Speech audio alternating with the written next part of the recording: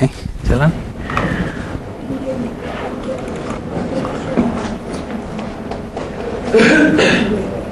अच्छा दी के स्टार्ट बिस्मिल्लाहिर्रहमानिर्रहीम. So question is the difference between IIR and FIR filter. Though we will spend more time learning about FIR and IIR, but an FIR means a finite impulse response. Okay? Finite impulse response filter, and it is infinite.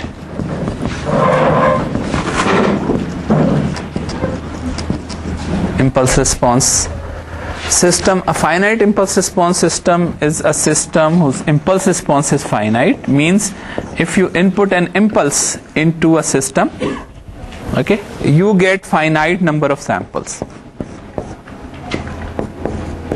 That is the length of the impulse response, 4 or 10 or 20 or 30. Okay, so H0, H1, H2, H3 for example, these will be constant values, but this system is a finite impulse response system which has 5 or 4 taps, whereas in an infinite impulse response system, if you input an impulse, the output is infinite. Okay, just keep going and going. If it is a stable system, it will converge. If it is an unstable system, it will diverge. But it will be infinite. Impulse response will be infinite. So now the question is, okay, if it is FIR, how do you basically implement? You design, you implement. As I said, you design, you implement, you analyze. So today we'll start studying about analysis, that how you analyze a system.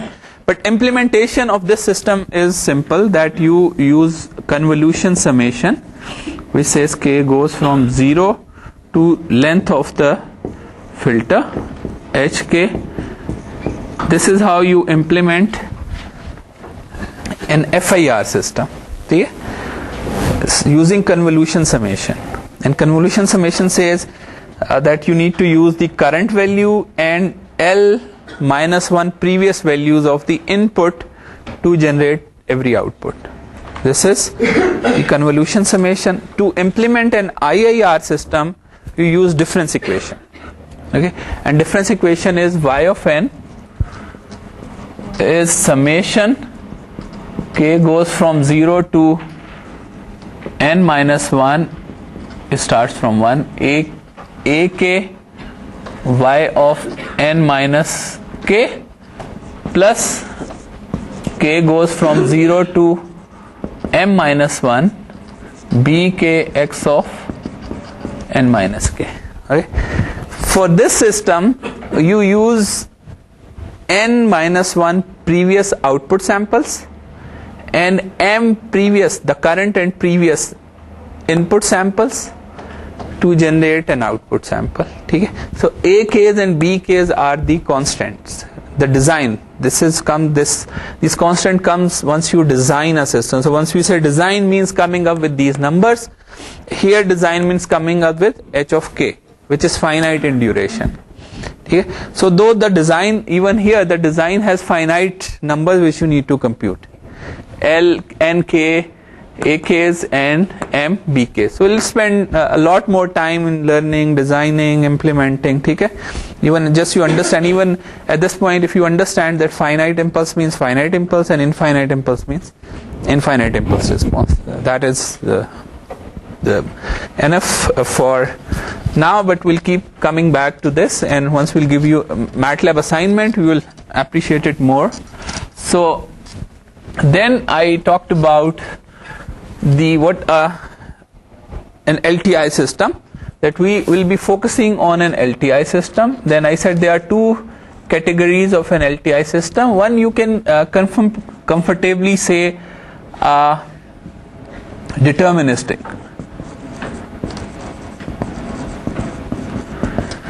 A deterministic, that you determined it before you actually implement it.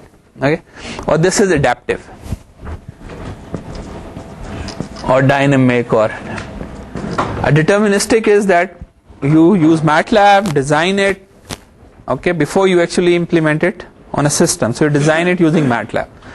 Adaptive means you cannot just predefine or design it. You need to, every frame, every 2 frames, you have to design it, analyze it, and implement it. So you need to do all the 3 things. If it is an IR system, you design, you analyze whether it is stable or not, and only then you implement.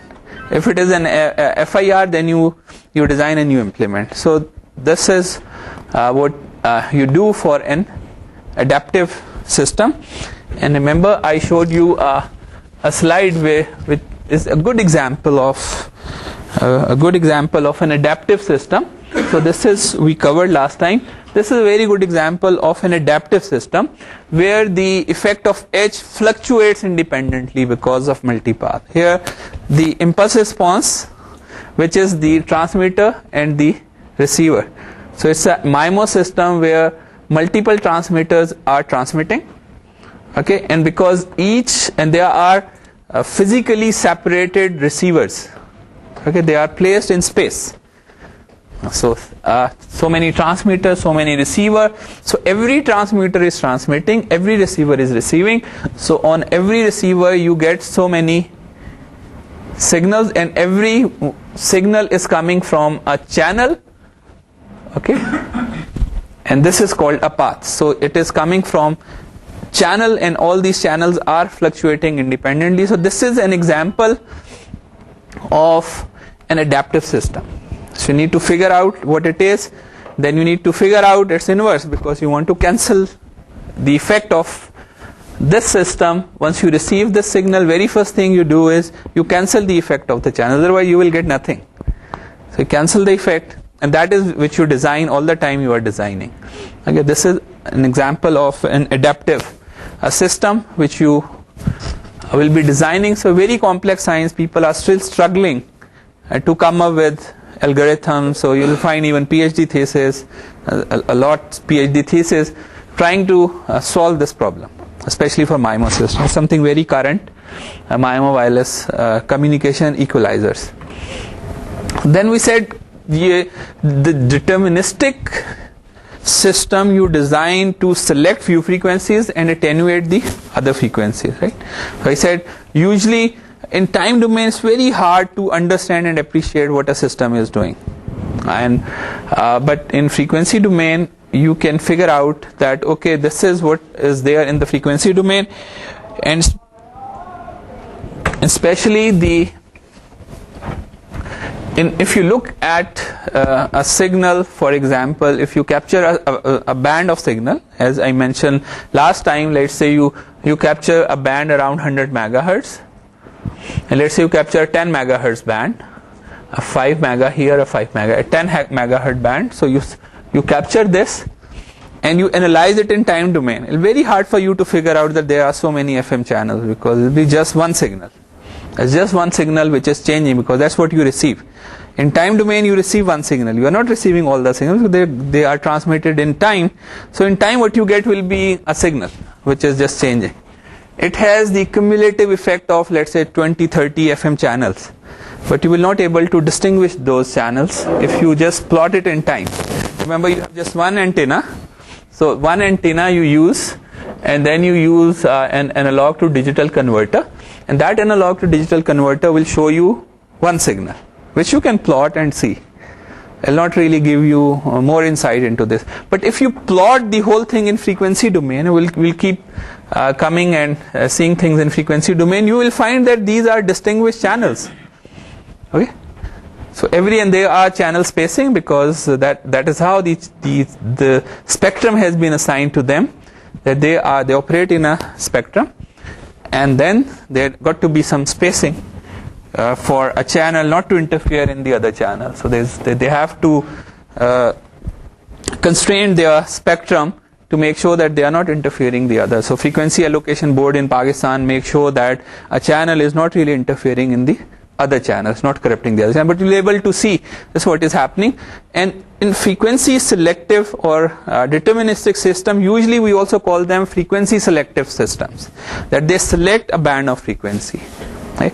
So last time we concluded that an LTI system basically selects, only can change a frequency. So last time we did this example, we said what if we input exponential j omega naught n, a particular frequency exponential which is cosine of omega naught n plus j sine of omega naught n. Right? What if you input a cosine and sine into an LTI system with some impulse response, and this is a system. Input into a system is not really this, there is nothing physical. It only means that you implement the convolution summation. You have input sample and you find output sample. That's all it is. So it means that you put the input into this system. Let's say an infinite impulse response or finite impulse response. Let's say length 3. hk x of n minus k. Simple. So this is, I want you to just take this cosine and sine. First pass cosine and pass sine, because let's say h is real, all the coefficients are real, means that you pass it, you will find out that this cosine and sine will be changed. The frequency will not change, their magnitude and phase will change. Today I was thinking that there is MATLAB in the computer, but let me try to just get my laptop and I'll show you that I'll just change. Okay, so put a cosine will remain a cosine, but will change in its phase and the magnitude. And we did this, we said okay, let's figure this out to put it in a generic this system, and I last time demonstrated that if this is the case, then you have h of k exponential j omega naught n minus k. K goes from minus infinity to infinity. So just finding a mathematical expression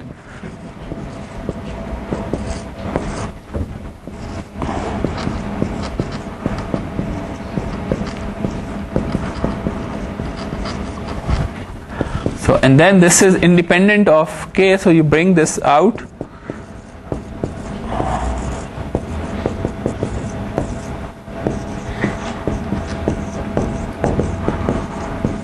And this will be a constant. This whole thing for n omega naught, this will be a constant. For n omega naught, this is a constant. Okay, so for a particular frequency, this will be a constant. So this is a constant value. We call this exponential j omega naught, and there is no n in it.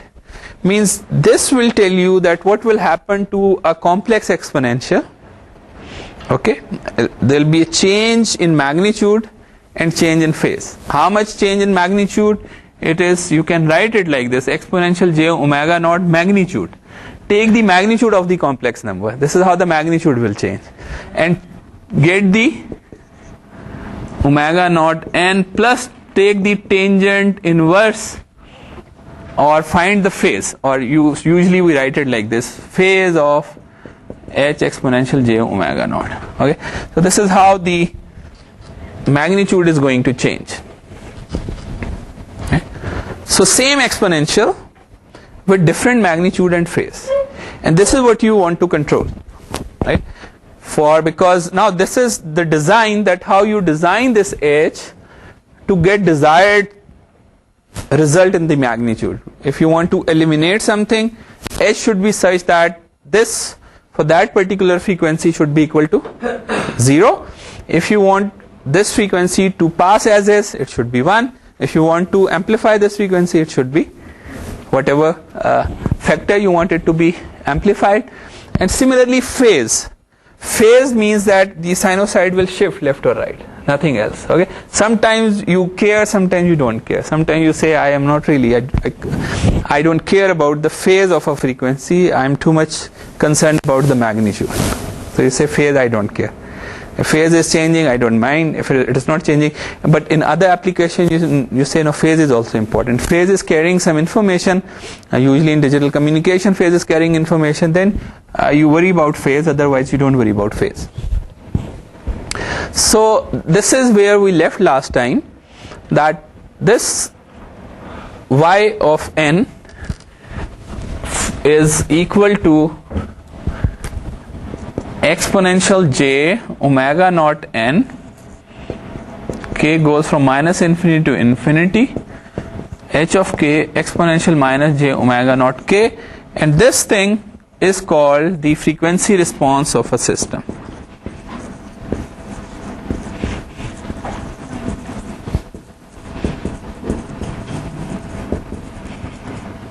It's called frequency response of a system, and to generalize it, it could be any frequency. Just put a frequency, find out value, put a frequency, find out value. So you can keep changing the exponential to find out that how the system will behave for different frequency signals. That's what really you need to know. That okay, though it is eliminating that, but what is it doing with other frequencies? So we call H exponential j omega as the frequency response of an LTI system, and you can, instead of k, you can write n, because this will go away. Just to be consistent, you can write it like this, minus j omega n. So this expression is another important expression in signal processing. It tells you that this is where h of n, you multiply it with exponential minus j omega n, and it gives you an h exponential j omega magnitude and phase. Okay, and what the magnitude and phase will tell you, it will tell you that how the system is going to change the magnitude and phase of different frequencies in a signal. For example, let's say if you see something like this, you say okay, usually this is how you see these things. So it's just attenuating, and you say okay, this is the magnitude of my frequency response. Let's say this is 1. Usually we say this is at pi. Let's say this is at pi by 6, whatever. In signal processing, we will come to this point. Pi corresponds to half the sampling frequency. Okay, pi means half the sampling frequency, so you can figure out what the other frequencies are. A 1 here at frequency 0. 0 frequency kya hai? It is the DC value. Okay, it says that DC will pass as is, and this system DC will pass as is, but this system will make the cosine of pi by 6 to 0, because the h exponential j omega magnitude 0 means this is what gets multiplied with the exponential, remember? So anything once it is 0 means it will eliminate this frequency. It will eliminate this frequency, this frequency, this frequency, this frequency. It will not change anything to the DC value, but then it is going to attenuate rest of the frequencies like this. So by looking at h exponential j omega, you precisely know that this is how the system is going to change the frequency contents in my signal. Right? Precisely by just looking at this, you know that okay, these frequencies will go like this, and will be attenuated will be exactly 0, 0, 0. So in signal processing, in deterministic signal processing, you try to come up with an h exponential j omega which let your desired frequencies go, pass unchanged, and which totally stop unwanted frequencies. I'll keep coming back to the FM radio example, that in FM radio example, I'll try to see if we can capture a real FM radio signal. I'll give you that. So in that you say, I really want, let's say it is 99 megahertz. So you say, I really want this 99, and let's say it is 98 and 100. Or let's say if it is only 98.5 and 99.5. 1 megahertz band. And this is, you want to design an h exponential j omega whose magnitude response, a system whose magnitude response is 1 for all these frequencies and 0 for all other frequencies. It will completely eliminate the undesirable or undesired frequencies from your signal and will pass your desired band as is. Okay? This is the ideal, but it is very hard, or you really need to spend a complex system to get to such an ideal response. So we'll keep coming back to this. It'll be usually you will have something here, something very, very small here. So what is meant by having something small here? Means a channel here, and channel here will also get into your signal. Once you pass it through the system, those will also get into your system, and if it is acceptable to you, it is fine. If it is not, then you say, no, I want this to be a better system. But this is what an h exponential j omega is. Okay, it is the frequency response. It is response of your system for different frequencies, and this is how it is. So this hk exponential minus j omega k is your frequency response of a system, and it says if you input, remember delta of n gives you the impulse response. So it really does not tell you a lot about your system, it just gives you a signal. So it's very hard to say something about a system, but just looking at this you can say a lot about a system, that this system is doing this to my signal. Okay, so this is more interesting for analysis perspective. But once you design h of n. So for design h of n is important. For analysis h of exponential j omega is important, because that tells you more about what you have designed. So usually once the specifications are given, they are given for this, that I want these frequencies to pass and these frequencies to stop. You design an h of n, okay, and then again find h exponential j omega of h of n using this formula. That's a simple formula. So use this formula to find this, and then you can plot the magnitude. Usually it's a complex, for different values of omega, these are complex numbers. So you will have magnitude, phase, magnitude, phase, magnitude, phase. So you plot the magnitude, you plot the phase to know about your system. G.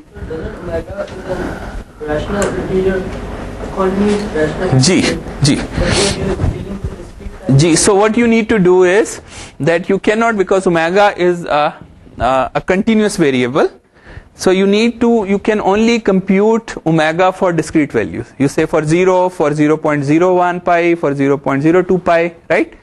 So we know that this is what we are coming up with, that minus pi to pi, f pi is fs over 2, minus pi is minus fs over 2.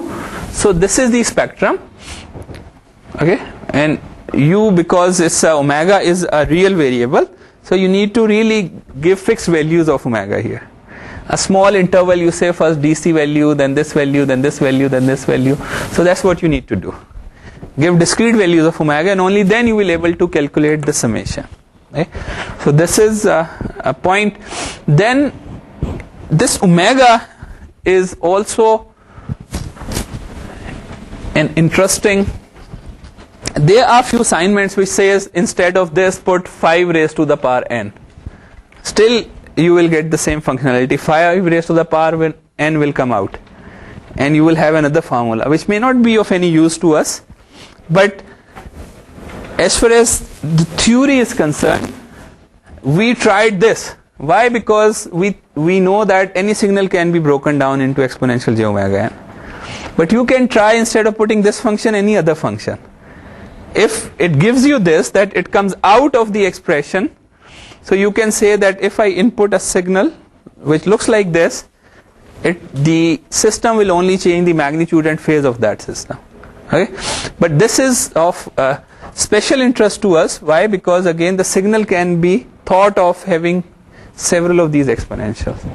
But again, it's that Fourier transform uses this, and you can come up with something else. It is so this particular formula, and again let me also stress that hk is something real. What you design is h of k. So h of k is, or x of n is reality. It is something which is happening in real life. A signal x of n is real. x exponential j omega or h exponential j omega is just coming from this formula. Okay, so that is something which is not real. It is just a formula which is giving you something which tells you a little more about your signal. Okay, it tells you a little more about your signal, but reality is time. Once you go out of your system, reality is time. Once you are getting some input from the air, again it is time. And these all tools are just for analysis perspective, that you are analyzing your signal. So coming back to this expression, if you replace this k, let's say, or this omega, let's say omega naught, at some frequency, let's say I want to figure out what happens at pi over 6. So I put omega naught pi over 6 in this expression. This expression will give me a complex constant value which will tell me that, okay, this is what my system h of n is going to change the frequency content by this number. Interestingly, if instead of pi by 6 I put pi by 6 plus 2 pi, okay, so I go 2 pi away from pi by 6, and this is what is shown here. You say omega plus 2 pi. So whatever I have computed, I go 2 pi away and try to figure out what my system will do to a frequency which is 2 pi away from a frequency. So you say omega plus 2 pi, right? In this expression just put omega plus 2 pi, then open this up, exponential minus j omega k, exponential minus j2 pi k. And remember, this exponential minus j2 pi k is cosine of 2 pi k minus j sine of 2 pi k. We know sine of 2 pi is always 0. So this is 0, and I also know cosine of 2 pi, no matter what value of k you have, is always 1. So this is 1. So this one means that you precisely get the same answer. So it means that this formula is periodic over 2 pi. So G.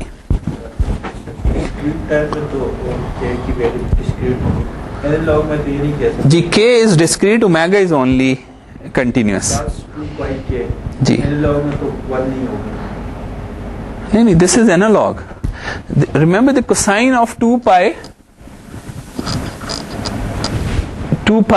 k. Okay, so this k is discrete, 0, 1, 2, 3, 4, 5. Okay, and so 2 pi k is a discrete value which is always going to be equal to 1. Okay, but this expression, in this expression, omega is a continuous variable. Okay, Achha, and this is a very significant result. It says that your frequency response is periodic over 2 pi. And what is meant by periodic? Periodic means that if you plot it from 0 to 2 pi, okay, if you plot it from 0 to 2 pi and you go from 2 pi to 4 pi, it is going to repeat. Precisely is going to repeat. Okay, so if you again go from minus 2 pi to 0, it is again going to repeat. It means that the formula, this is good for us.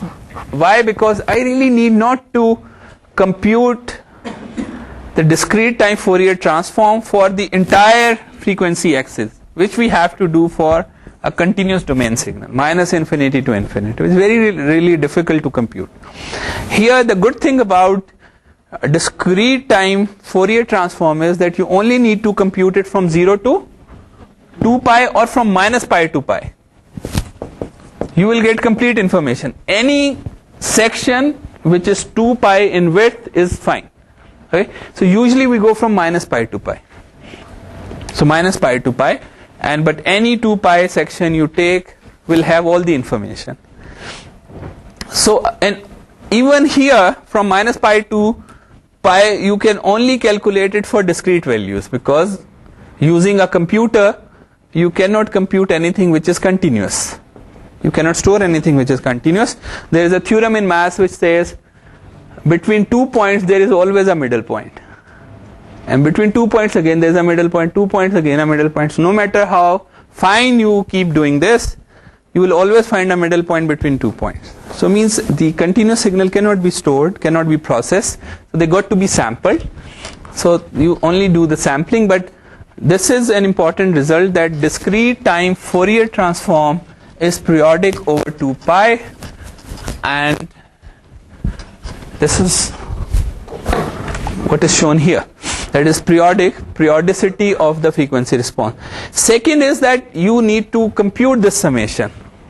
Okay, so in this summation for all values of omega you are computing this summation, and this h of k may be finite or infinite. We already know they are finite or infinite.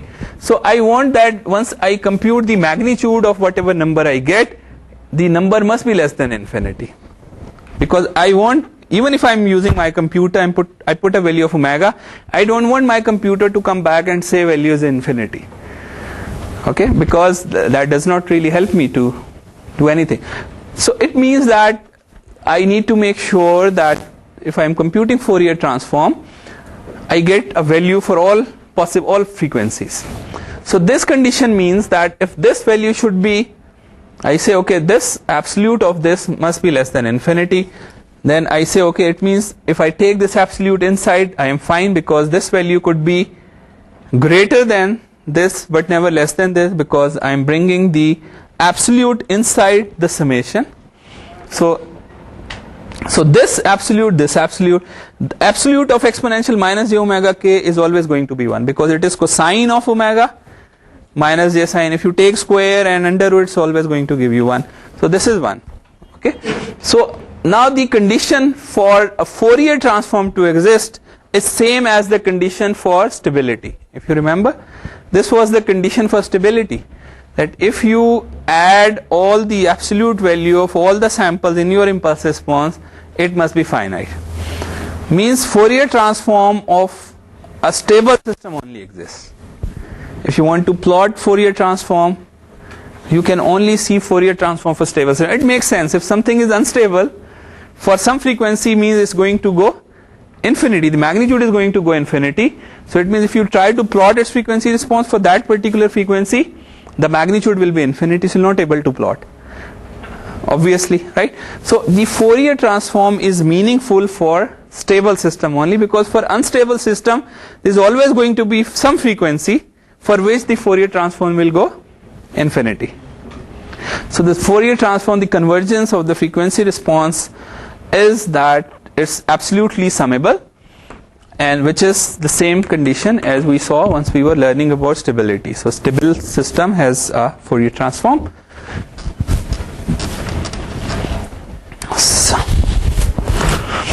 So now let's see the Fourier transform of different systems. Let's say I'll come back to the delay system. Let's say first difference. This is a system. I ask you to design a system where you have current sample and you subtract previous sample from the current sample. It's a simple system that you get a current sample, you store the previous sample, subtract previous sample from the current sample. Always keep doing this. And I really want to see what it does to different frequencies in my signal. It's a very simple operation. I am subtracting previous sample from the current sample. What if I ask you to give me the first Fourier, the impulse response of the system? So to know the impulse response, put x of n is equal to, we know delta of n. So x of n is delta of n. So if you do that, then output is your impulse response. This is delta of n, and this is minus delta of n minus 1. So it is, you can plot it, it is 0, it is 1 at 0 and minus 1 at 1, right? Delta n minus 1 is an impulse at 1 and magnitude is minus 1. So this is the impulse response. But I am at this point interested in knowing the frequency response. So what will it do to different frequencies in my signal? Okay, so let's do that. There are a number of ways of finding that out. One is that you put x of n is equal to exponential j omega n. Okay, if you do that, so your y of n is equal to exponential minus j omega n minus exponential j omega n minus 1, and it is, you take the exponential j omega n out, you get 1 minus exponential minus j omega. I know you always get this out. Okay? And you have only this, which is h exponential j omega. So this is h exponential j omega is 1 minus exponential. Now you can put different values of omega to see what this system will do to different frequencies in your signal. For example, let's try to figure out what this system will do to a DC value. What is a DC value? A constant value. Okay. So what is the frequency of a DC? 0, right? So you say put omega is equal to 0. So 1 minus exponential minus j 0. What is exponential of 0? 1. 1 minus 1, 0. It means it is going to eat up a DC value. And it is obvious that if I have a DC value, okay, it's just running DC value, I subtract the previous value from the current value, what will I get? 0. So this system where I take the difference, okay, from the previous value is going to eat up DC. If there is a DC bias in your system, sometimes you have a DC bias, you say there is a DC bias, so my signal is riding on a DC value.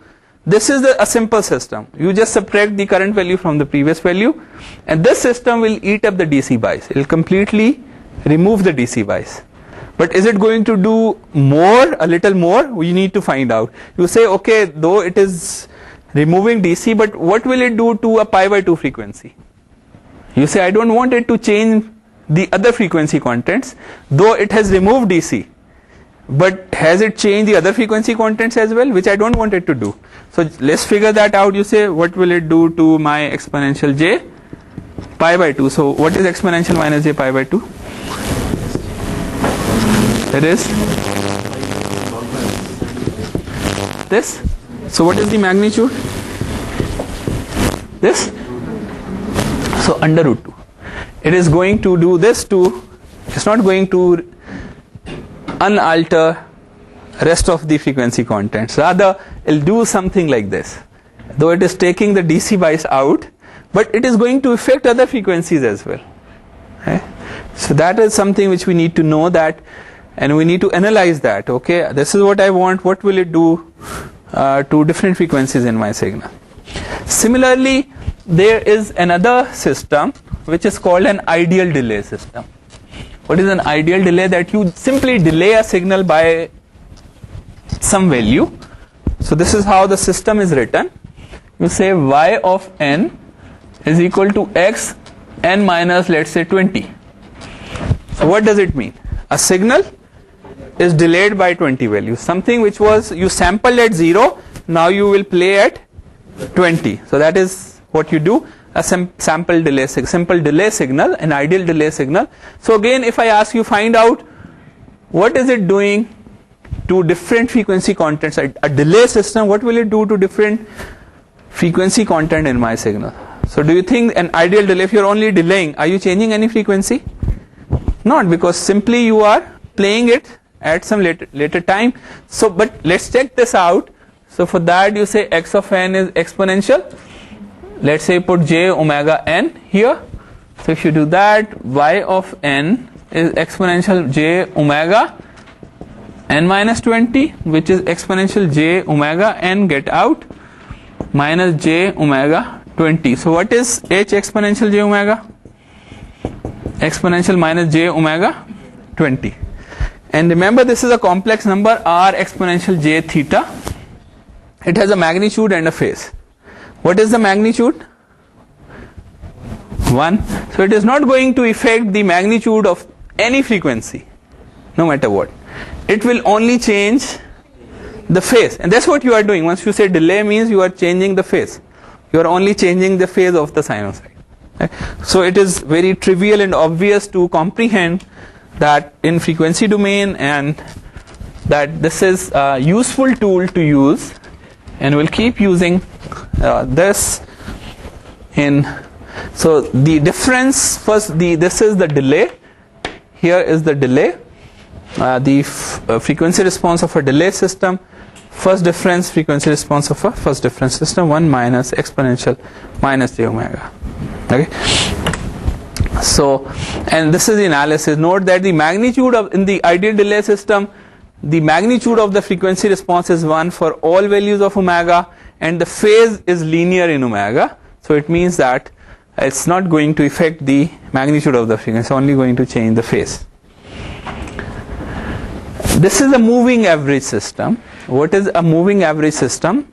That it says that you add up the m plus 1 previous samples. Always, wherever you are, you add m previous samples into current sample and divide it by 1 plus m. It's just averaging. It's a running average. So a running average means you have signal. So this is your signal. This again, we use this system a lot, okay? Because it's very simple to implement. It says that wherever you are, once you get the current sample, add, let's say, previous 3 samples in it. This is your current sample, add this plus this plus this, and divide the answer by 4. Average. Now you move to this sample, again add previous 3 samples. You move here, again add previous 3 sample in this, divide the answer by 4. So you are taking average, and you can write it like this. It is x n minus k. K goes from 0 to m, and 1 over m plus 1 is y of n.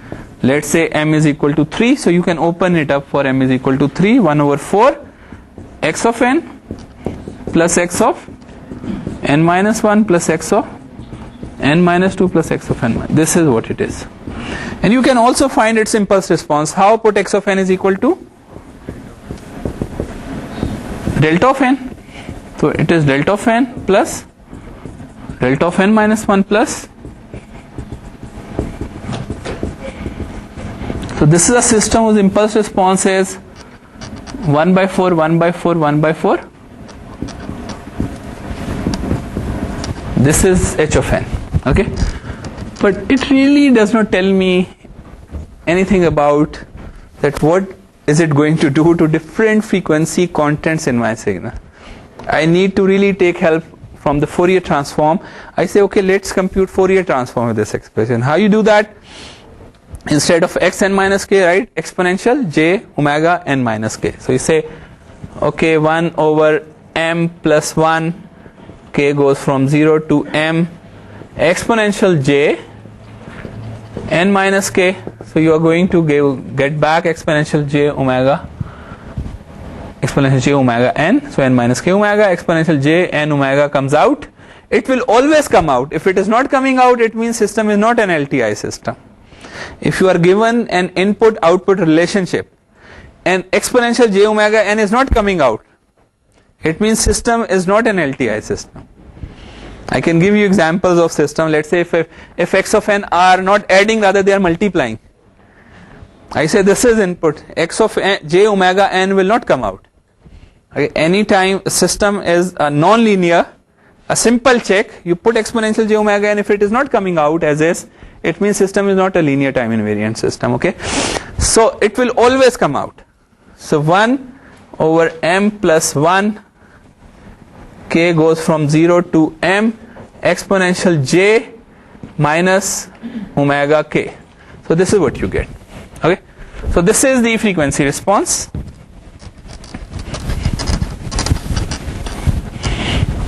So now use the formula. We know this is same as 1 over m plus 1,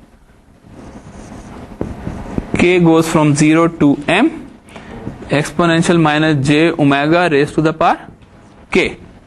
So use the formula which we have already learned. It is m alpha raised to the power k. Okay, so what is the formula? It says 1 minus alpha m plus 1 over 1 minus alpha. So use this formula, and this formula, if you do that, use it, it is 1 minus exponential minus j omega m plus 1 divided by 1 minus exponential minus j omega. Okay, and usually you, because we will keep hitting this type of expression in this course. G, okay, I'm saying let's try to find out the frequency response of a moving average system. Okay, moving average is this system, which is I replace only x of n with exponential j omega n. Okay, this is what you get here. This will come out. So you are left with a summation which is running from k goes from 0 to m exponential minus j k omega. Right? I need to compute this because this is h exponential j omega, and if you look at this, it is really alpha exponential minus j omega raised to the power k, because I need to bring it in closed form expression. Okay? Exponential minus j omega raised to the power k is exponential minus j omega k. Okay? Now assume this is alpha. If this is alpha, use this formula, which is 1 minus alpha m plus 1. So 1 minus alpha m plus 1 divided by 1 minus alpha. So this is what you get. Right? So you get this. Now a trick which we will use time and time again. You have a 1 over m plus 1 also coming along. So this is my h exponential j omega. The trick is that we really don't like a complex, it's not really telling me a lot. So what I do is I try to change it, this whole thing, as a sinusoids. So to do that, this is again a trick which is used in this book a lot. You write exponential minus j omega as exponential minus j omega over 2 exponential minus j omega over 2, right? I can write exponential minus j omega as exponential minus j omega over 2 exponential minus j omega over 2. Similarly, I can write 1 as exponential minus j omega over 2 and exponential plus j omega over 2. No problem, right? So this one is written exponential minus j omega over 2 exponential j omega over 2, and this exponential minus j omega is written exponential minus j omega over 2 exponential minus j omega over 2, and there is 1 over m plus 1 which I am not writing, but you can just write it on the other side. It's not important dealing with this. So similarly, this exponential minus j omega m plus 1 can be written as this, right?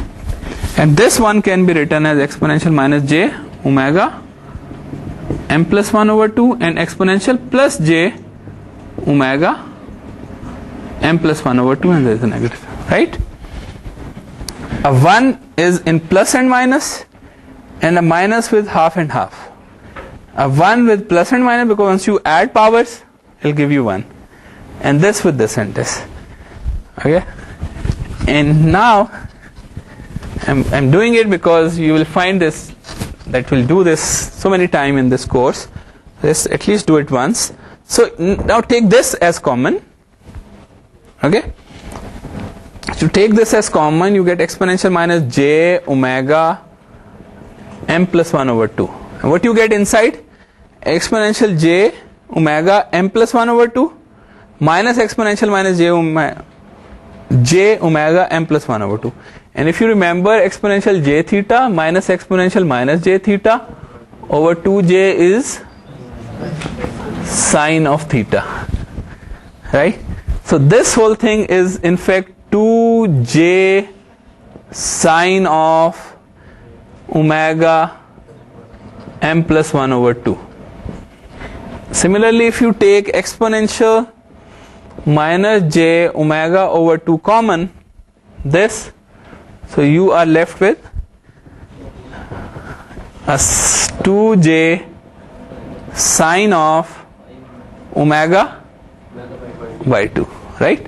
So 2j cancels with 2j. This you can bring up and L cancel out with 1/2 there. So this will result into this expression.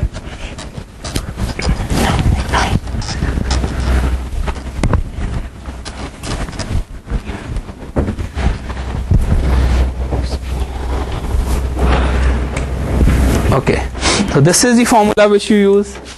So this is the mass which I just did, and end of the day this is what you are going to get. For different values, you now put different values of omega and see that this is the magnitude of the frequency response of a moving average system. It is not going to affect the DC value. DC value will go as is. Okay, you can try this out. DC value let's say all ones. So in the current sample you add previous 3 samples, what you get? 4 divided by 4 is 1. Then you move again, add 3 samples, what do you get? 4 divided by 4 is 1. So the DC value is not going to change. If you pass a signal, a DC, pure DC value into a moving average system, it will not affect the DC value. But you can try this out. If you put a cosine of 2 pi by 5 n, a cosine of 2 pi by 5 n, generate this, put different values of n, generate a cosine and pass it through a moving average. Current sample, add previous 3 samples. What will it do to that? It will make it equal to 0. It will eliminate this particular cosine from your signal for sure. And this is how it is going to affect rest of the frequencies. Okay, and I've already told you, remember pi is fs over 2, half the sampling frequency. So you, by looking at this, I know what will happen to my signal and how different frequencies in my signal will be attenuated if I take moving average. Why moving average is good? And let me also tell you this. In digital communication, okay, so this is in digital communication, usually once you sample a signal, let's say you have a TV broadcast, your TV broadcast is only taking, let's say, maximum of 0 to 6 megahertz. Okay, a TV broadcast in a satellite channel only takes maximum of 6 megahertz of bandwidth. Okay, but there are so many other channels. Once you sample, there are CNN, BBC, and so many other channels, very populated, like 200 channels, which you got to, if you are doing it all digital, you pass it through a big filter and bring this whole spectrum inside your signal processing system. Right? But your channel of interest is only 0 to 6 megahertz. But you have a bigger spectrum and so many channels. Okay? So you require, because to have so many channels, you have a lot more samples every second than really what you need to have. Okay? So a moving average filter is a very simple filter to implement. How? Though you are saying add m previous samples, but you really need not to do that. All you need to do is, let's say if this is your signal, and once, let's say it is 1, 2, 3, 4, 5, 6, 6th order moving average filter. So instead of adding 5 previous samples, you have output, you subtract this, add the next one, subtract the last one, add the next one, subtract the last one, add the, don't worry about division because that is only a gain. Okay? So just keep doing this. Even if you have 100 tap moving average filter, you can implement it with 1 addition and 1 subtraction. So very easy to implement filter. Add next sample, subtract the previous, add current, subtract the previous. So this is the cheapest and very effective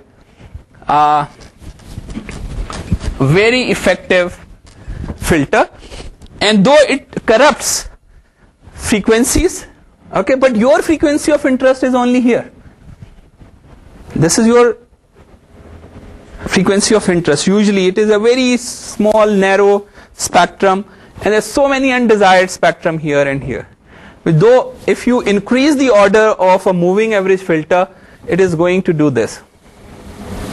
Okay, so there is a slide which shows you what happens if you keep increasing the order of your filter. Screen time में तो बहुत सारी information loss करेगी जी, analogue में तो scale रहेगा, उसमें infinite frequency components होते हैं. यहाँ पे भी आपने कुछ सैंपल दिए तो उसके 2, 3 या 4 फ्रीक्वेंसी कॉम्पोनेंट्स. जी, the difference between an analog, the question is about the, in an analog signal usually you have frequencies going from -infinity to infinity. In a DSP system, this is another important thing, we'll come to this, you cannot have frequency greater than half the sampling frequency in your signal. It is not possible. Once you sample a signal, there is absolutely no way to have a frequency greater than fs over 2. We'll come to this, but this is a reality. Okay, you only have frequencies which is half the sampling. You cannot have anything greater than. And I can quickly give you why it is so. Let's say this is your frequency. Okay, it's a fast moving sinusoid, and you sample it. At least you need to have 2 samples to get the sinusoid. To really capture a sinusoid, minimum 2 samples will ensure that you have a sinusoid. Okay, 2 samples. If you, let's say, are not sampling fast enough, right? You are saying, okay, this is a sinusoid, but I cannot have 2 samples. You take a sample here, then a sample here, then a sample here, then a sample here. Okay, you throw away this information, the rest of the information. So the high frequency is lost. Okay? The best you can get is a frequency which is a slower frequency. Okay? In signal processing, we'll spend even a full chapter on this. Don't worry if you don't understand it. But in signal processing, you cannot get a frequency which is greater than half the sampling frequency. That is the best you can get. Okay?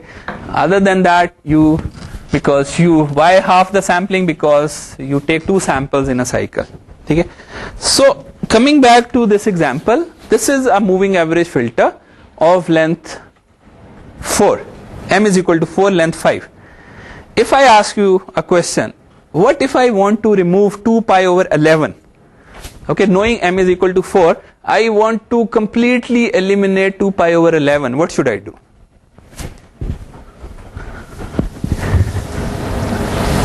A moving average filter will always eliminate 2 pi over m plus 1.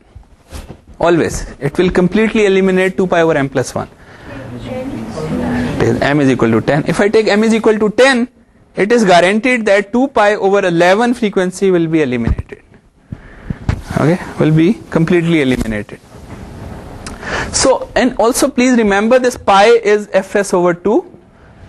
Okay, usually we don't say eliminate 2 pi over 11. We say if the sampling frequency is 40 megahertz, okay, eliminate sampling frequency is 40 megahertz, fs is 40 megahertz. Usually fs is equivalent to 2 pi. So if I ask you to eliminate 2 pi over 11, but I'll tell you eliminate 40 over 11 megahertz. So you need to relate. Okay, simple to relate. Fs is 2 pi and 2 pi over 11 is fs over 11. Okay, so this is how you relate the 2 frequencies. Given the sampling frequency, you can always go and find its equivalent digital frequency. But coming back to again this frequency response, so it's in signal processing, whenever you design a system, a deterministic system, you always plot this and this. You open your book and just keep flipping pages. All you see is h exponential j omega, magnitude is this and phase is this. Okay, find papers, research publications, this or that. But whatever you design, you check this, you check this. Okay, this you are achieving by 1 addition and 1 subtraction. This is the filter which you achieve, and you can increase the order. So you can increase the order, 1 addition, 1 subtraction. You can affect the frequency spectrum like this. Right? That's why it is the cheapest filter which you can implement. Sometimes you are only concerned with frequencies here, and you are not too much concerned because all noise. So this is the simple. Very first thing you do is you put it through a moving average. So you say, let me first at least remove whatever I could, and then you keep putting finer filters. So we'll come to this, and so this brings us to generalizing the frequency response to discrete time Fourier transform. Because remember, h of n is a sequence. H of n, x of n, both are sequences. So this also gives us this formula. Instead of x you write h, and instead of h you write x. So this formula gives us the frequency or the discrete time Fourier transform of a signal, and this is the same formula which we have seen. It's because here omega is a continuous variable, it is a reversible transform. A reversible transform means that if you put it in this integral, you can get x of n back. I want to also give you a MATLAB assignment. We'll also upload it the group. What I want you to generate a cosine. So n, first put n going from 0 to 1000, okay, and then generate an x which is cosine of 2 pi over some n, okay, m over n. Let me, instead of, I want you to generate different frequencies, or alpha n kar deta hu. Let me say alpha n. Alpha is a fractional number. Okay? Generate this signal, plot it. Okay. Now design an h of n. H. There are a number of ways of designing an h. I'll give you one way. Just type this FIR1. This is how you can design an FIR filter with these many taps and cutoff frequency equal to 0.2. Right? So this will return a 13 samples, and you are asking MATLAB, this is how you design in MATLAB, you are asking MATLAB that you want frequencies, it does not put pi but it is really 0.2 pi. You are asking MATLAB that I want to design an h exponential j omega which will only let pass signals from 0 to 0.2 pi, okay, and I want other signals to be attenuated. Now I want you to do this experiment. Now you have h, find y. There are two ways of finding y. One is use convolution, the other one is use filter. So you can use filter as well. Filter h comma 1 comma x, okay, because it is a FIR filter, so there is no a, there are only b's, and b's are h. You can also use equivalently, you can use y is equal to convolution x comma h. Both are fine. For this experiment both are fine. Either use that or use this filter command. Preferably use filter. Now what you do is hold on to this plot. Hold on. It will hold on this plot for you, and plot y with, let's say, red color. Okay. X and y. Now put alpha here equal to 0.1. So what is meant by 0.1? You are generating 0.1, okay, pi. This is fine. Put alpha is equal to 0.1 pi. Now you are going to see something like this. There will be a, once you say plot x, it will plot a sinusoid which has 0.1 pi as frequency, 0.1 pi n. It will generate this. Once you plot this y, it will pass, the filter will pass this particular cosine and will generate an output, okay, and you are going to see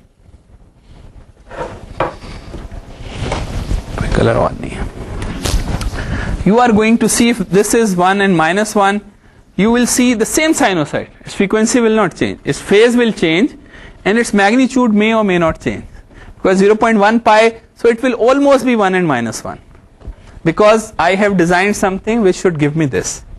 Now you go and put 0.1 3 pi.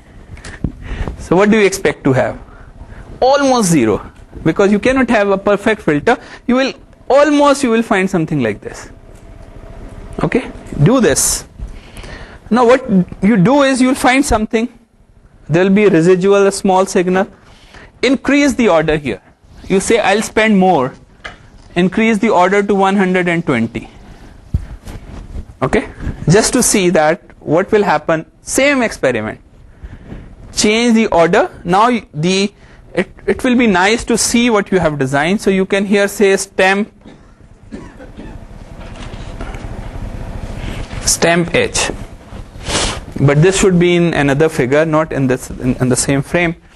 But if you want to, otherwise that's not important at this point. So you are going to see something like this returning. So I want you to change this alpha from 0 to pi in an increment of 0.1 pi. Okay, do 0 then 0.1 pi, or let's say in an increment of 0.02 pi. I'll give you more understanding. Okay, plot 0.02 pi, 0.03, 0.04 pi, 0. Okay, start from 0, then 0.02 pi, 0.04 pi, 0.06 pi. So put a loop here outside this, which is changing alpha, and every time you go and see the magnitude of your cosine. Okay, it will pass, and after you go beyond this, because it will be something like this, because it's not an ideal filter, it'll start attenuating, and then it'll become equal to 0. Okay, now what you do is, so this is lab 1. In lab 2, generate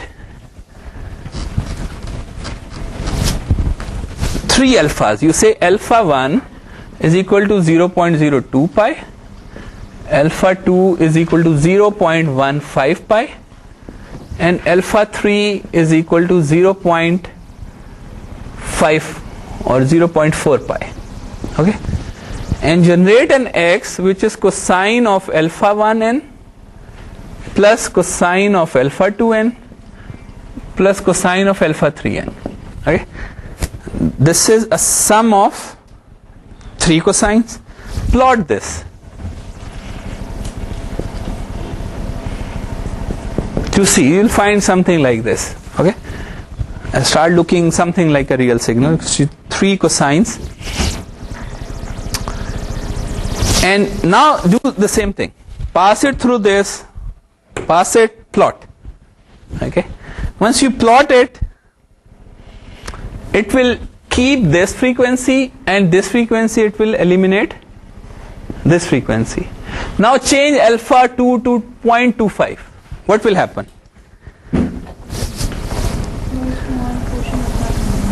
This will be almost 0. This will be almost 0, and you will be left with only one frequency, which is 0.02 pi. Only one frequency, 0.02 pi. Now even make this 0.3 pi. What will happen now? All the 3 frequencies will be eliminated. Okay? So this will give you an understanding of why we use a system playing with these frequencies. Okay, if you are good, you can use guide tool in MATLAB. So type guide, it will open up a graphical GUI, a graphical user interface. In the graphical user interface, just put 3 alphas. Okay, just put 3 alphas, alpha. Okay, and you can now change the alpha. Slide bar, change the alpha 1, alpha 2, alpha 3. And the MATLAB code, you insert MATLAB code, just look for the help, that how you use guide. In guide means once you are changing the bar, you will see the output changing. You change the bar, as once you touch the bar, it will rerun the program for new values of alpha. So you can, by changing the bar, you can see if all these 3 alphas are smaller than 0.2 pi, the signal will go unaltered. As an alpha moves away from 0.2 pi, it will be eliminated from your system. All the alphas move outside the 0.2, the entire signal will be eliminated. Okay, so this is a good experiment. Then I want you to plot the frequency response. How do you plot frequency? It is a function which is called freq z.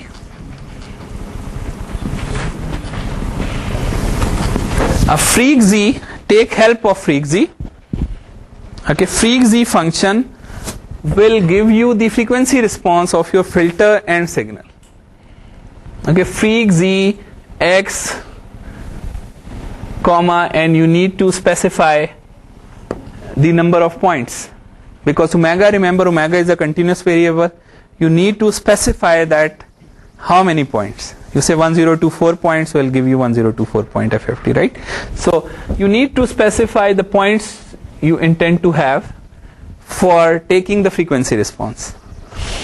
To see the frequency response of H, then you say plot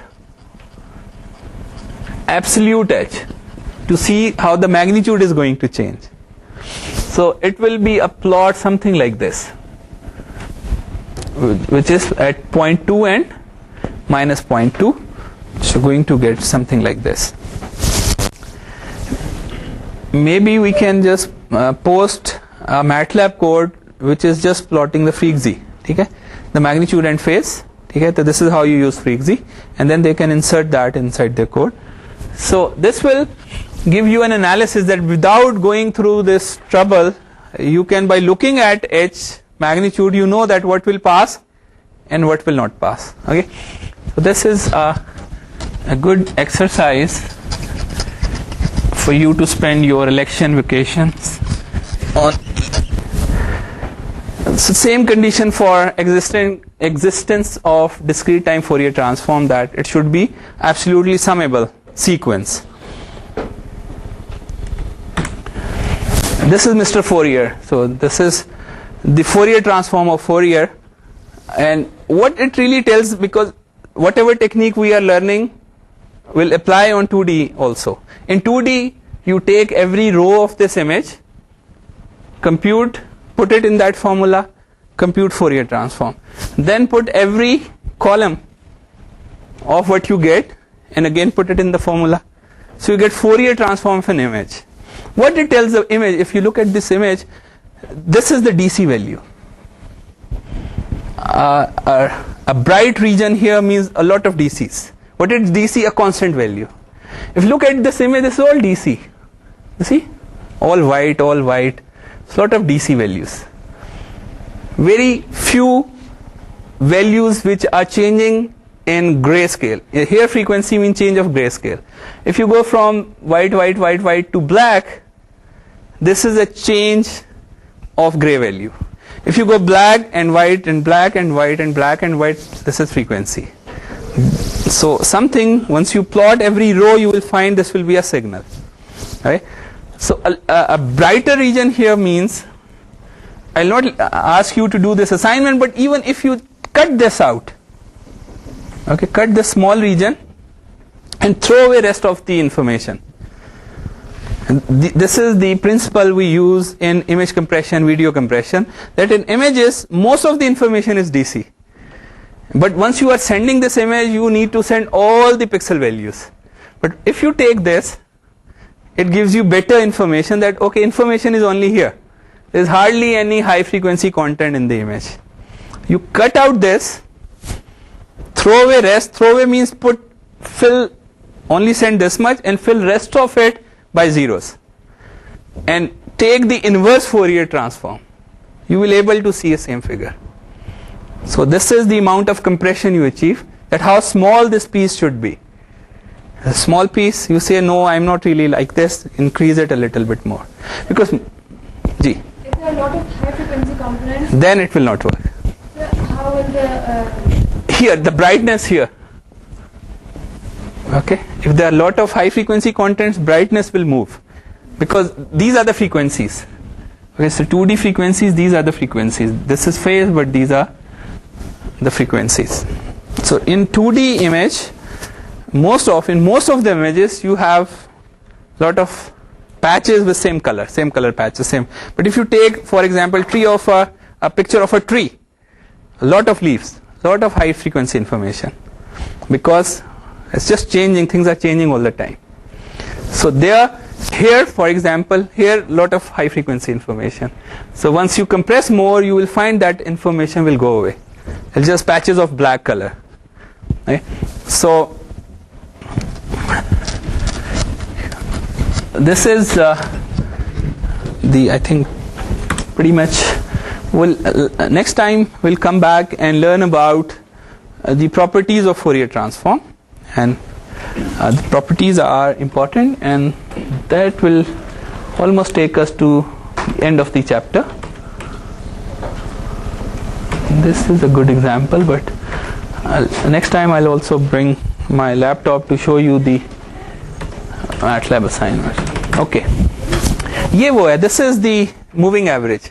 Moving average by 1, moving average by 2 will remove pi. Moving average m is equal to 3 will do this. M is equal to 10 will do this. M is equal to 100 will do this. As you can see, it's going to eat up all these frequencies. It will only let go this. First null will be at pi over 101. Okay, remove rest of it. So it's a very good filter if you have information, but it will eat up rest of the information. Yes, it's only let this information to pass, which is very small band.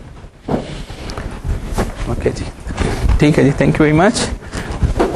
इनको assignment load करनी है.